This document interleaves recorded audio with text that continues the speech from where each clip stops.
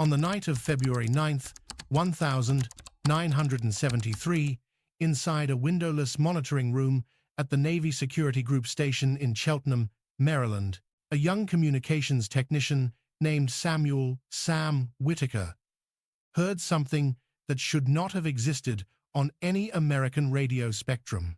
It came at 2:14 a.m.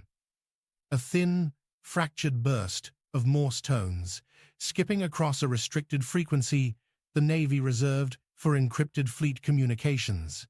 The signal was weak, distorted, and carried the unmistakable stutter of a failing transmitter. Sam assumed it was atmospheric interference, maybe a Korean fishing trawler bleeding into the band, or a storm bouncing signals off the ionosphere.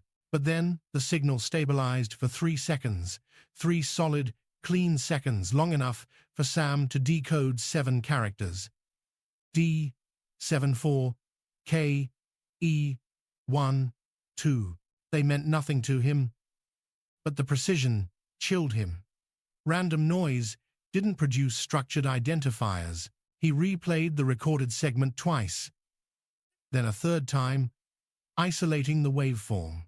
Hidden within the distortion, barely perceptible, was an odd acoustic undertone, too slow to be mechanical, too uneven to be standard audio bleed, almost like breathing or whispering. Sam enlarged the waveform, enhancing the low-frequency residue. The shape suggested speech, but filtered through something metallic. It was the kind of artifact you'd expect from a device not designed for voice, but repurposed under pressure. At 2:37 a.m., he logged the anomaly, sealed the tape reel, and filed it under urgency. High. Unknown source. By protocol, anomalies went to his supervisor at 8. But Sam didn't wait. He brought the reel to the senior watch officer, a 40-year veteran named Lieutenant Commander Rourke. "You sure this didn't come off a foreign trawler?" Rourke asked. "No, sir," Sam answered. Rourke rubbed his temples. Sam rewound, replayed, and the faint, metallic cadence pulsed through the room, like a heartbeat trapped inside machinery. Rourke's face changed, not panic. "This frequency has been dark for months," he said quietly. "Nobody." He pulled a dusty binder from a locked cabinet. Signal events. Atlantic Sector 1961, 1971, and turned to a tab marked Unresolved. There, handwritten in fading ink, were references to similar bursts. Fragmented identifiers, narrowband transmissions appearing once, never repeated, never explained. The last one was from 1968. But what froze Sam was the note beneath it. Suspected origin. Conus-based clandestine transmitters. Possible Soviet tradecraft. Further evidence required. Sam swallowed hard. "Sir, do you think this is them again?" Rourke closed the binder. "I think someone just made a mistake. And mistakes mean they're close." He picked up the phone and dialed a number Sam had never seen him use. No directory listing, no extension label. After a single ring, someone on the other end answered, and Rourke said only 8 words. "We have a signal. The pattern is back." Then he hung up, and for the first time that night, Sam felt cold, not from the room, but from the sudden understanding that he had stepped, unknowingly, into something older, larger, and far more dangerous than a technical anomaly on a dead frequency. By late morning, February 10th, the anomaly had already migrated far beyond Sam Whitaker's monitoring room. The sealed tape reel now sat inside a gray diplomatic pouch carried by a civilian courier who drove straight from Cheltenham to a nondescript brick building in Arlington. Inside, however, was the headquarters of a small and secretive interagency unit, known only by its internal designation, SIG Orion. The men and women who worked there didn't appear on organizational charts. Their salaries were drawn from budgets, with vague names like communications support or systems redundancy. Their job was simple: investigate signals that weren't supposed to exist. At 11:23 a.m., Sam was escorted into Orion's sub-basement, a chilled concrete room lined with racks of equipment he'd only seen in classified training manuals.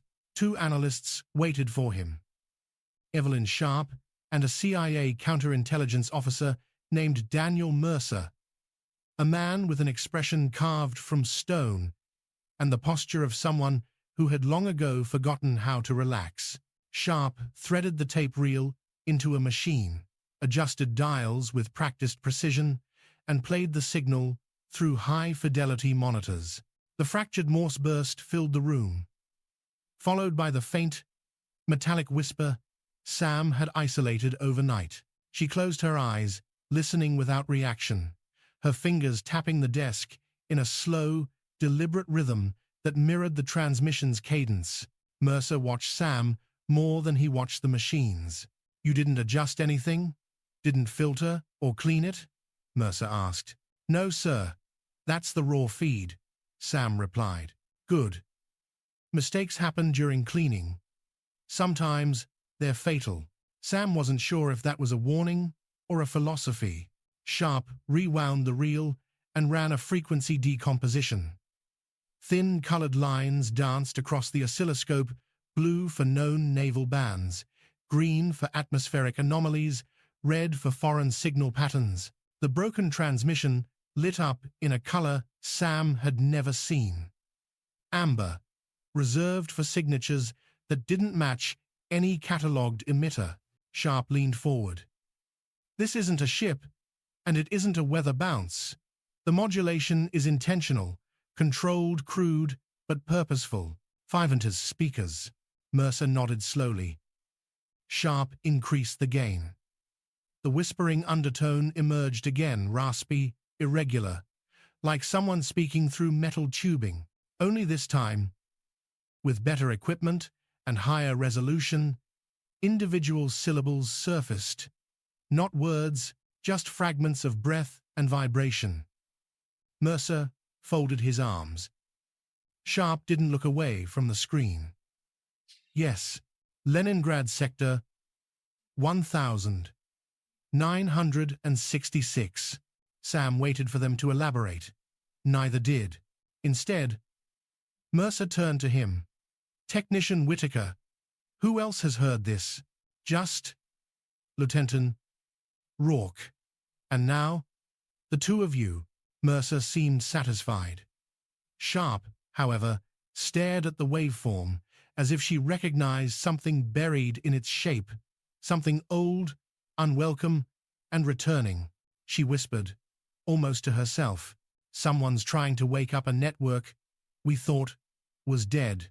Mercer straightened. "Or worse, someone inside the country never stopped transmitting. They just broke frequency discipline long enough for us to hear them." Sam felt that same coldness from the night before, now deeper, sharper, because the way Mercer said it, the implication was unmistakable. The source wasn't offshore. It was here, still operating, still hidden, and possibly watching them even now. By the afternoon of February 10th, Orion had shifted into quiet lockdown mode. Lights dimmed, phones restricted, internal conversations reduced to terse exchanges in hallways. Sam sensed immediately he had stepped into something much larger than a misrouted transmission. The analysts didn't behave like they were solving a puzzle. They behaved like they were trying to contain one. Sharp had transferred the anomalous signal onto multiple formats: tape, optical printout, and a classified form of magnetic plate, each sealed, signed, and catalogued with a level of caution. Mercer, meanwhile, spent most of the afternoon in a secure room making calls Sam wasn't allowed to hear, but Sam could see enough through the small window. Mercer wasn't reporting upward. He was coordinating horizontally. FBI, counterintelligence, naval SIGINT, and a CIA directorate Sam didn't recognize from its code. That was when Sam first realized something unnerving. This wasn't the first time they'd seen a signal like this. At 1712, the entire team was moved into Orion's Situation Room. A map of the eastern United States flickered across a projector, dotted with faint red circles, each marking a prior anomalous intercept. Some were years old. One was from last month. Sharp addressed them first, her voice steady but carrying a tension Sam had never heard at Cheltenham. The modulation pattern from Whitaker's intercept matches fragments from a dormant communication architecture we believed was abandoned by Soviet Directorate S in the early 1970 seconds. The broken cadence, the carrier drift, the metallic resonance. These aren't random. They're structural, intentional. Mercer took over. The old Directorate S networks operated inside the United States using dead-frequency signaling bursts so short they blended into atmospheric background. The group we suspected of running it disappeared after 1974. Officially, it was archived as a ghost network. Unconfirmed, dormant, possibly disbanded. He paused, looked directly at Sam. What you heard last night suggests someone is trying to reactivate it, or has already reactivated it. A low murmur spread across the room. Then Sharp pressed a button, and the waveform from Sam's recording appeared on the screen. She overlaid it with a second signal, one pulled from the Leningrad 1966 file Mercer had mentioned earlier. The match wasn't perfect, but the pattern, the strange, half-breath syllabic modulation, aligned in a way Sam felt physically, like two gears clicking. Sharp circled the overlapping section. This structure doesn't come from a traditional Soviet transmitter.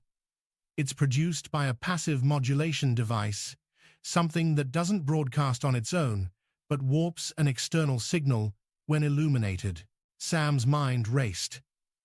Like a resonant cavity bug? Sharp only half nodded. Mercer added, passive devices of this type require proximity to the source, which means the signal Whitaker intercepted wasn't coming from a foreign vessel or a long-distance transmission. He clicked to the final slide coordinates. 3 points triangulated into a small radius. A residential area, not far from Washington. Sharp exhaled slowly, like someone facing a truth they had hoped never to see again. The signal didn't come from outside the country, she said quietly. It originated inside our borders, Azza. Then Mercer sealed it. Ladies and gentlemen, we're not looking at a rogue transmission. We're looking at a functioning, undiscovered Soviet stay-behind cell.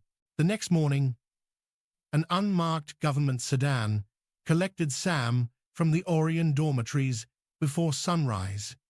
No briefing, no destination disclosed, just a clipped instruction from the driver: bring your notebook, leave everything else.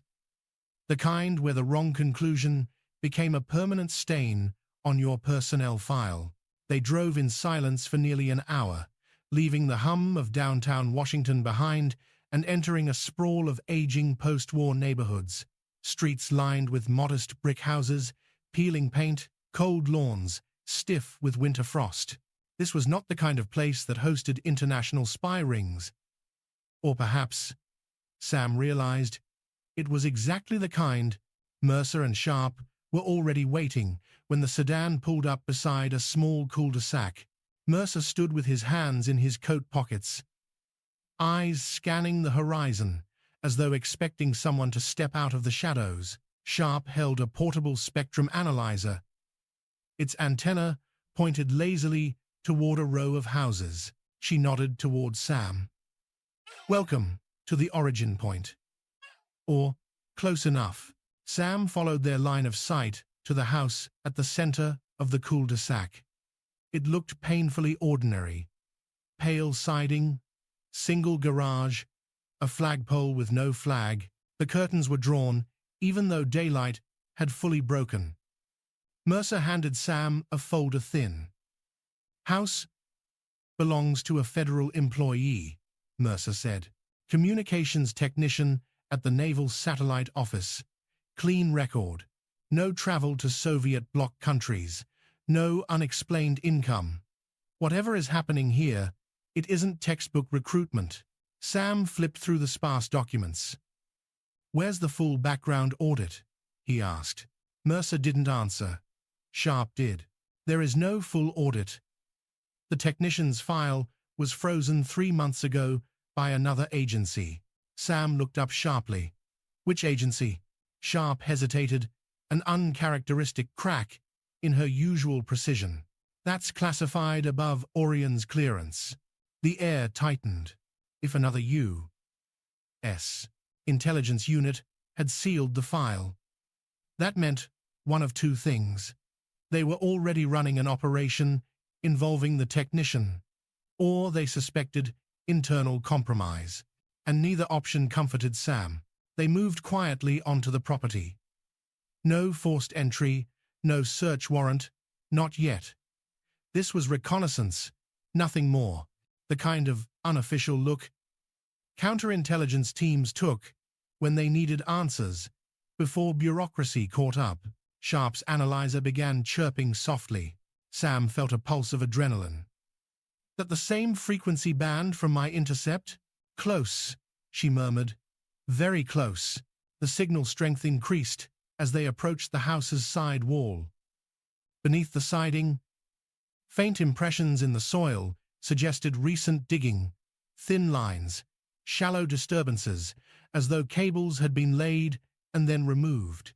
But the moment Sharp adjusted her antenna, the signal vanished clean and sudden, like someone flipping a switch. Sam exhaled. They knew we'd come. No, Mercer said quietly. They knew someone would come. They just didn't know who. Then he added something that chilled Sam more than the signal or the house or the soil. We're not chasing a dormant spy ring anymore. We're chasing one that's awake and watching the watchers. Sam barely slept that night. The vanished signal, the disturbed soil, the sealed personnel file, each detail looped endlessly in his mind, like a tape that refused to rewind. Orion analysts had taught him to distrust coincidences, but what he felt now was something sharper, heavier. The unmistakable sense that he had stepped into a game already in progress, with rules he had not been told. By morning, Mercer summoned him to a temporary operations room in the basement of a government annex building in Arlington. The space looked improvised: folding tables, crates for chairs, cables snaking across the floor. Agents spoke in low voices. Radios crackled. Something had shifted overnight. Sharp stood over a map tacked to the wall, marking 3 points in red grease pencil. This is your cul-de-sac from yesterday. Then the second. A similar anomalous burst, same spectral signature, recorded by a military weather station 2 weeks ago. And the third. And this one appeared at 3:17 a.m. today, outside a warehouse used by a defense subcontractor. Sam felt his pulse quicken. 3 locations. That implies movement, or coordination, Sharp corrected. Mercer approached, holding a file thick enough to contradict everything he said yesterday. He slapped it onto the table. The technician, the one whose file was sealed. Sam opened it and froze. Inside were travel records, financial transfers, disciplinary write-ups, flagged communications. The man wasn't clean at all. He was a walking red flag. But I thought another agency froze his file. They did, Mercer replied. We just found out why. Sharp crossed her arms. They weren't protecting him. They were protecting their investigation. Sam looked between them. Another counterintelligence unit is tracking the same suspect. Why weren't we notified? Mercer hesitated, a subtle, because they didn't know if the leak was here. The words landed like a blow. Sam suddenly felt exposed, as though the basement walls had ears. Before he could respond, Alarms beeped on Sharp's console. The newest signal trace from the warehouse location had spiked, not randomly, not as a one-off glitch, but repeating steady, rhythmic, controlled, a pattern. No passive device does that, Sam whispered. This looks like a handshake protocol. Sharp nodded grimly. Mercer grabbed his coat. We roll out now, but just as the team prepared to move, a courier pushed into the room carrying a sealed grey envelope. Priority dispatch, he said, handing it directly to Mercer. Mercer opened it, read silently, then folded it shut with the precision of a man, forcing his reaction into stillness. What is it? Sharp asked. Mercer looked up, jaw tight. The warehouse is no longer our jurisdiction. We've been pulled off the case. He paused, effective immediately. The room went silent. Sam felt the floor tilt beneath him, not physically, but in the way reality shifts when hidden architecture reveals itself. Someone, somewhere, didn't want them getting any closer, and that meant only one thing. They were finally on the right track. The order hit the team like a cold slap. Pulled off the case, effective immediately. No explanation, no appeal. Just a sealed directive delivered by a courier who vanished before anyone could ask a single question. Sam watched Mercer pace the length of the basement room, each step heavier than the last. Sharp stood stone still, arms folded, eyes narrowed not in confusion but in calculation. She, more than anyone, knew what it meant when an active counterintelligence investigation was suddenly wrenched away.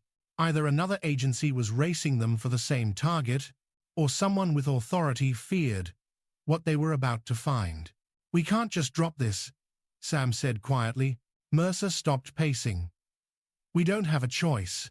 Officially, the case is gone. Unofficially, his voice fell to a whisper.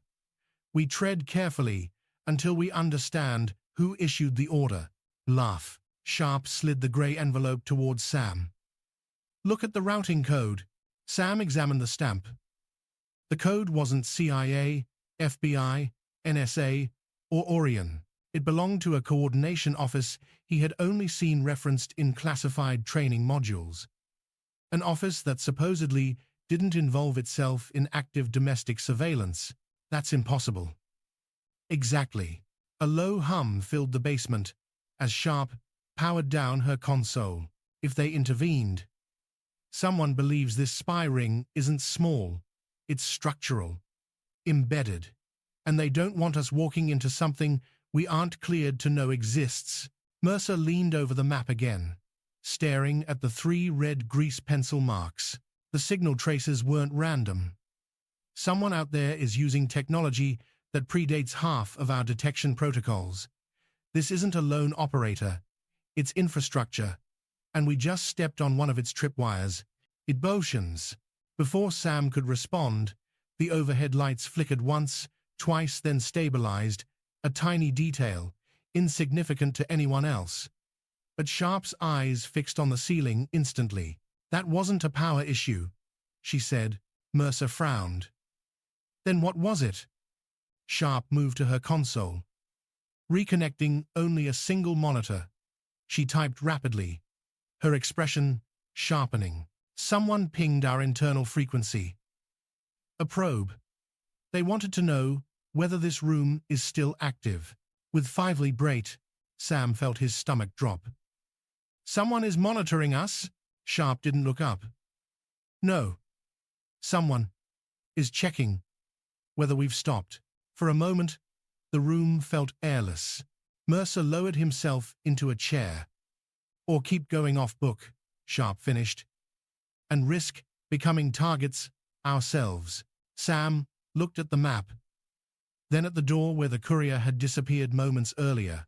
Every instinct he possessed screamed that stepping back now would mean never knowing the truth and allowing a Soviet network to continue operating under the radar.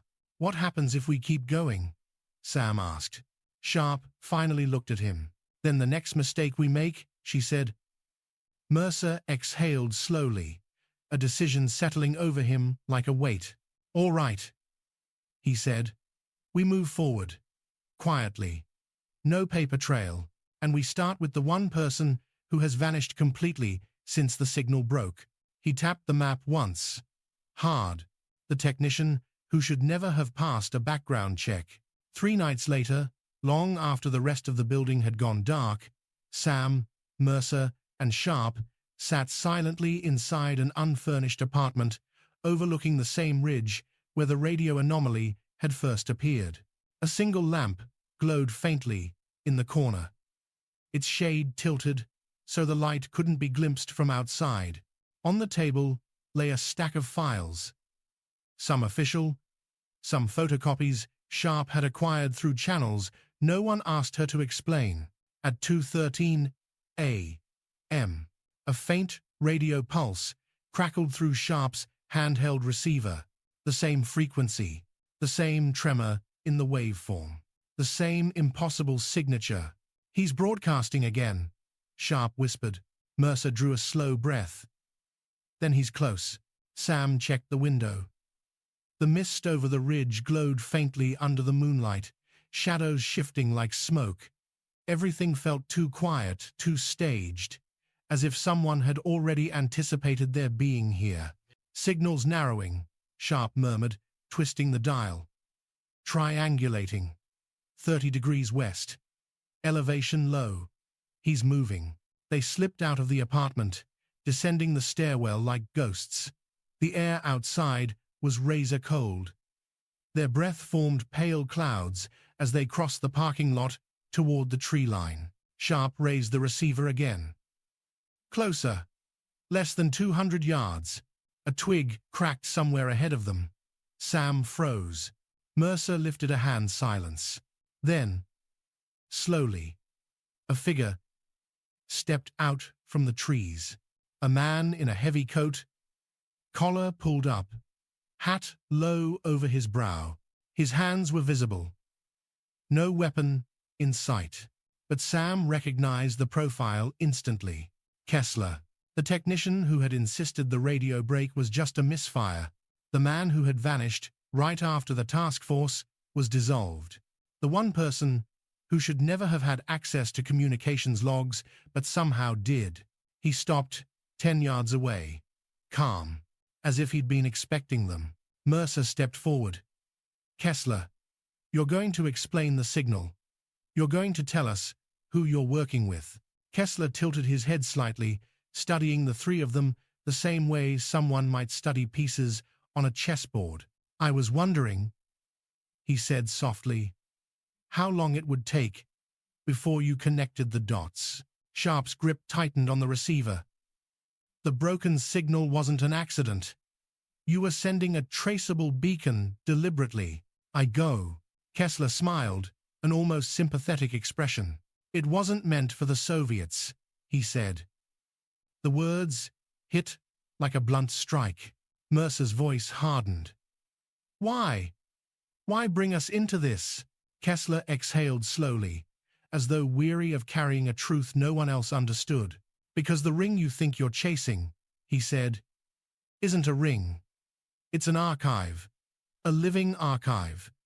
Built during the early Cold War, maintained carefully so it can survive leadership changes, agency reshuffles, political tides. It was constructed to be self-protecting. Sam stepped closer. You're telling us the Soviets built something inside the U.S. intelligence apparatus that still exists? Kessler corrected him gently. I'm telling you the Soviets built something both sides ended up using. Sharp's eyes narrowed. Who's both sides? Kessler didn't answer directly. Instead, he looked at Sam, only Sam. You ever wonder why a single broken signal drew so much attention? Why your unit was dissolved right when you got too close to the source? Why your clearances were suddenly rerouted through an office no one talks about? Sam felt a pressure building in his chest. Someone inside wanted us to back off. No, Kessler said. Someone inside Wanted to see whether you would. Sharp stepped forward. Then what is the signal really for? Kessler's voice softened. A roll call. Mercer's breath caught. Roll? Call? Yes, Kessler said. A way to determine which pieces are still active, which units still notice anomalies, which analysts still know what to look for, who can still be trusted. The forest wind stirred the branches overhead. The sound like distant static. Sam swallowed. Why tell us this now? For the first time? Kessler's calm faltered. There was a flick of fear, or maybe regret, because tonight, he said, I'm leaving the country, and before I disappear, someone had to warn you. Mercer tensed. Kessler stepped back into the shadows. That the next signal you intercept, a pause, a breath, won't be a test. And then he was gone, swallowed by the trees, the mist, and the night, leaving nothing behind but an echoing radio pulse that slowly faded into silence. The three of them stood motionless, the truth settling like frost over their skin. They had not uncovered a Soviet spy ring. They had stepped into something older, bigger, and very much alive, a system that was now aware of them, and waiting.